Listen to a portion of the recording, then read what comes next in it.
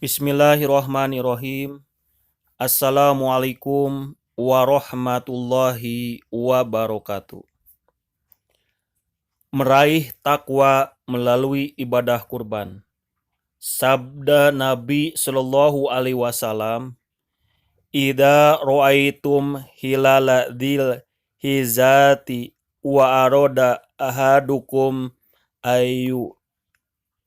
ayudahi falyumsik an sya'rihi wa adfarihi." Jika masuk bulan Dzulhijjah dan salah seorang dari kalian ingin menyembelih kurban, maka hendaklah ia tidak memotong sedikit pun dari rambut dan kukunya. Hadis riwayat Muslim. Beberapa pelajaran yang terdapat di dalam hadis di atas. 1. Mayoritas ulama berpendapat bahwa menyembelih kurban adalah sunnah muakkad. Pendapat ini dianut oleh ulama Syafi'iyah, ulama Hambali, pendapat yang paling kuat dari Imam Malik, dan salah satu pendapat dari Abu Yusuf, murid Abu Hanifah.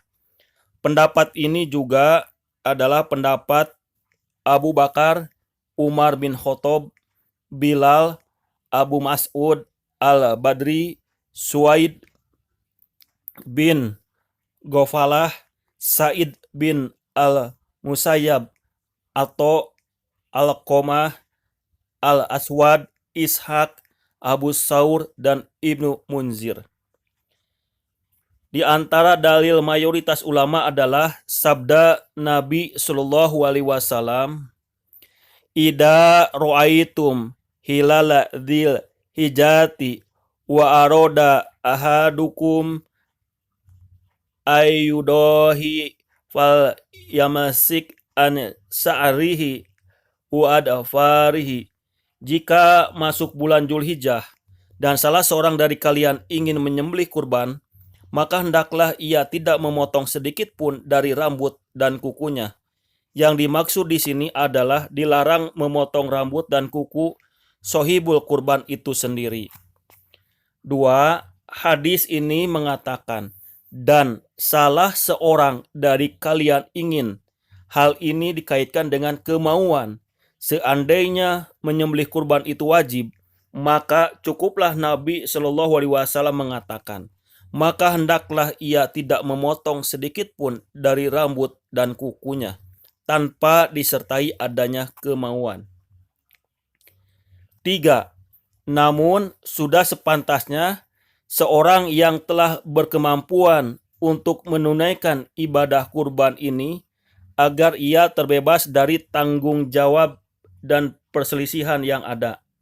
Syekh Muhammad Al-Amin Al-Sinkiti mengatakan, janganlah meninggalkan ibadah kurban jika seseorang mampu untuk menunaikannya.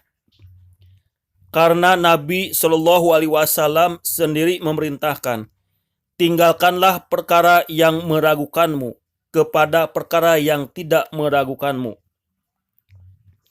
Selayaknya bagi mereka yang mampu agar tidak meninggalkan berkurban, karena dengan berkurban akan lebih menenangkan hati dan melepaskan tanggungan.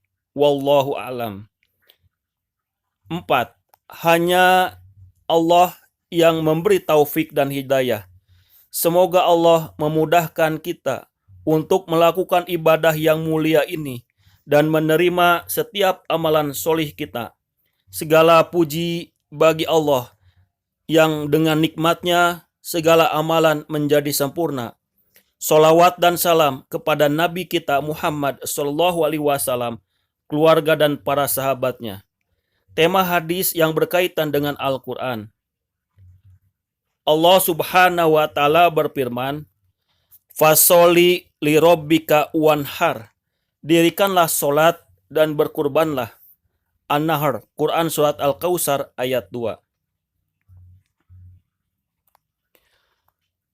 Qul inna solati wa nusuki wa mahyaya wa mamati lillahi rabbil alamin. Katakanlah, sesungguhnya solatku, nusuku, hidup dan matiku hanya untuk Allah, Rob semesta alam. Quran surat Al-An'am. Hukum ibadah kurban. An Abi Hurairah radhiyallahu anhu qala Rasulullah sallallahu alaihi wasallam,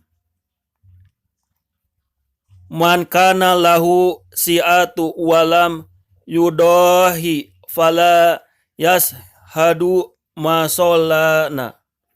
Dari Abu Hurairah radhiyallahu anhu berkata, bersabda Rasulullah sallallahu alaihi wasallam, barang siapa memiliki kelapangan namun ia tidak berkurban, maka janganlah datangi musola kami. Hadis riwayat Ahmad, jilid 1 nomor 3112 dan riwayat Ibnu Majah nomor 3123, dihasankan oleh Al-Albani dalam Sahih Ibnu Majah. Pelajaran yang terdapat di dalam hadis: 1. Al-udhiyah atau an-nusuk atau an-nahr atau biasa disebut dengan ibadah kurban adalah ibadah yang agung yang diperintahkan oleh Allah Ta'ala. 2. Unta lebih utama, lalu setelah itu sapi, karena lebih berharga dan lebih banyak dagingnya sehingga memberikan manfaat. Di dalam kitab Mulahathah Fikih, jilid 1 nomor 449. 3. Para ulama berbeda pendapat mengenai hukumnya. Sebagian mengatakan hukumnya wajib bagi yang mampu dan sebagian mengatakan sunnah muakkad. Oleh karena itu, selayaknya orang yang mampu berkurban tidak lalai dari ibadah ini. 4. Penyembelihan hewan kurban dapat dilakukan dalam rentang waktu 4 hari, dimulai setelah sholat Idul Adha hingga berakhir setelah Asyar hingga tanggal 13 Zulhijjah. Di luar rentang waktu ini maka tidak sah. Dalilnya adalah hadis Bara bin Azib. Barang siapa yang menyembelih sebelum sholat Idul Adha, maka itu tidak dianggap nusuk atau kurban. Itu hanya sekedar daging biasa untuk dimakan keluarganya. Hadis riwayat Bukhari nomor 5560 dan riwayat Muslim nomor 1961. Juga terdapat pada hadis, pada hari-hari tasyrik boleh menyembelih. Hadis riwayat Ahmad, jilid keempat nomor 8, dihasankan oleh Al-Albani dalam silsilah As-Sahihah nomor 2476. Tema hadis yang berkaitan dengan Al-Quran. 1. Al-udhiyah atau an-nusuk atau an-nahr atau biasa disebut ibadah kurban adalah ibadah yang agung yang diperintahkan oleh Allah Subhanahu wa Ta'ala. Fasoli li robbika wanhar. Salatlah kepada Robmu dan berkurbanlah. Quran surat Al-Kautsar ayat kedua. 2. Hewan yang disembelih dalam ibadah kurban adalah bahimatul an'am, yaitu unta, sapi, kambing, dan domba. Walikuli umatin za'alna manskan liyadukur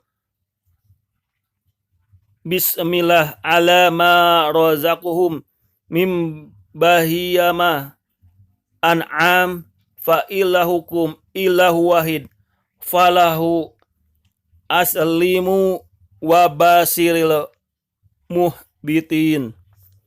Dan bagi tiap-tiap umat telah kami syariatkan untuk menyembelih kurban supaya mereka menyebut nama Allah terhadap bahimatul an'am yang telah direzekikan Allah kepada mereka. Maka Tuhanmu ialah Tuhan yang Maha Esa. Karena itu, berserah dirilah kamu kepadanya dan berilah kabar gembira kepada orang-orang yang tunduk patuh kepada Allah. Quran surat Al-Hajj ayat ke-36, ayat ke-34. Shadaqallahul azim. Sami'na wa ata'na ghufranaka Rabbana walikal masir. Assalamualaikum warahmatullahi wabarakatuh.